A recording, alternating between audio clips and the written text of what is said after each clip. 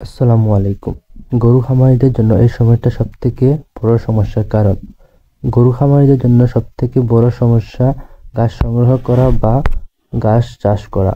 কিন্তু বছরের এই সময়টা ঘাস তেমনটা হয় না বা বাড়েও না। আর যে ঘাস থাকে জমিতে তা শেষ হয়ে যায়, এই সময়টা যায় না। আর তার থেকে বড় সমস্যা হচ্ছে আমাদের নিচু এলাকা। আর আমাদের এলাকায় বর্ষাকালে পুরো তলিয়ে যায়। তাই আমাদের এলাকায় তেমন ঘাস লাগানো হয় না। এবং বর্তমানে যেসব ঘাসের জায়গা আছে ওইসব জায়গায় তরমুজ চাষ হচ্ছে। আলহামদুলিল্লাহ, এবার আমাদের এলাকায় প্রায় 300 থেকে 400 বিঘা তরমুজ চাষ হয়েছে। তাই আমরা কোনো গরু হাওরে ঘাস খাওয়ানোর জন্য নিয়ে যেতে পারি না। তাই আমাদের খামারের সকল গরুগুলো ঘরের মধ্যে বিগত 5 মাস ধরে আটকানো। আমাদের গ্রামের সকল বাড়িতে সর্বনিম্ন 2টি করে হলেও গরু আছে।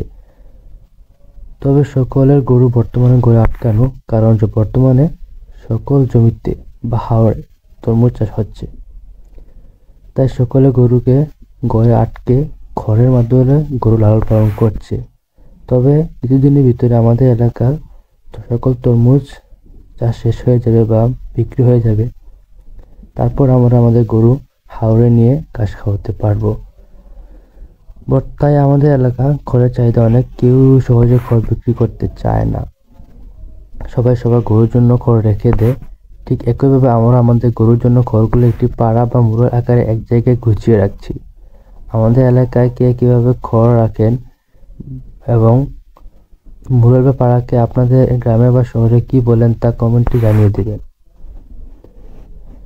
আজকে আমি আর আমার দাদা এবং আমার ছোট ভাইকে নিয়ে আজকে আমরা খড়কে মুড়োর বা পাড়া আকারে সাজিয়ে রাখছি। তো আমাদের এলাকা কেউ মুড়োর বা পাড়া করে খড় রাখে না, কারণ আমাদের এলাকা সবাই দিতে পারে না। আর আমাদের এলাকার সবচেয়ে বড় কথা হচ্ছে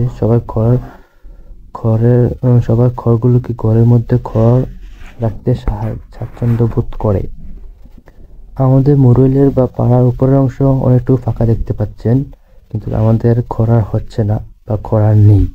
আমরা যতটুকু জমি করেছি ততটুকু থেকে এই খড়গুলা পেয়েছি। তাই আমাদের আর খড় নেই। তো আমরা চিন্তা করছি কেউ যদি খড় বিক্রি করে তাহলে আমরা উপরের অংশ খড় কিনে ভরাট করে নেব ইনশাআল্লাহ। আলহামদুলিল্লাহ, অবশেষে আমাদের খড় তোলা শেষ হলো।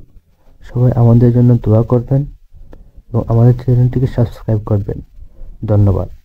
আবার দেখা হবে পরবর্তী কোনো ভিডিও নিয়ে।